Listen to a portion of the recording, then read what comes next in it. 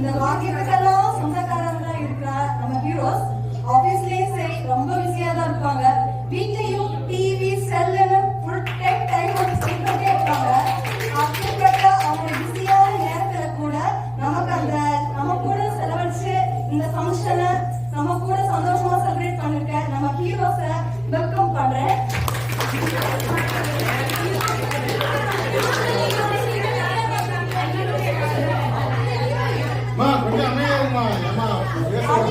அடுத்தது நம்ம வீட்டு மகாலட்சுமி தேவதைகள் மங்கையராய் பிறப்பதற்கே நல்ல மாதம் செய்திட வேண்டுமா என்றார் கவிமணி.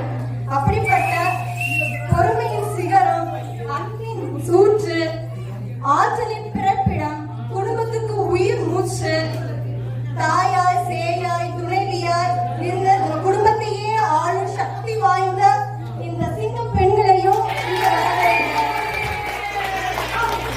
உங்களுடைய இந்த சந்தோஷமான கைக்கட்டணும், இந்த உற்சாகமான அந்த போய் சிரிக்கணும்னா இந்த அவையவே ஃபுல்லா ஃபுல்ஃபில் இருக்கு. பாத்தீங்கன்னாலே தெரியும். சரி,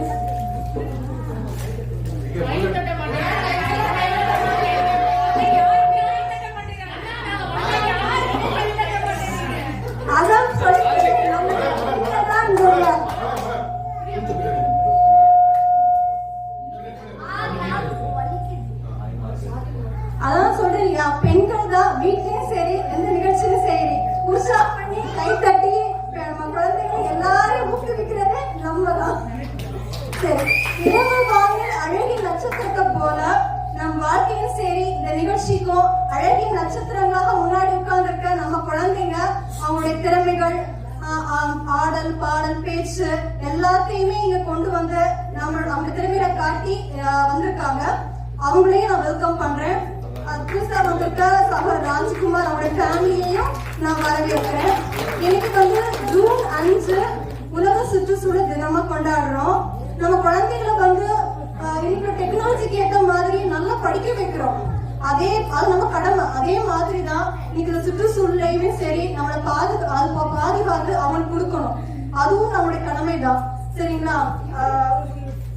பசுமையான சூழல் நம் உடலுக்கு ஆரோக்கியம், அது போல நல்ல நண்பர் கூட்டம் நம் மனதுக்கு ஆரோக்கியம். இந்த இனிய நாளை தந்ததுக்கு எல்லாருக்கும் நன்றி. ஒன் மோர் டைம் உங்களை எல்லாரும் வெல்கம் பண்றேன்.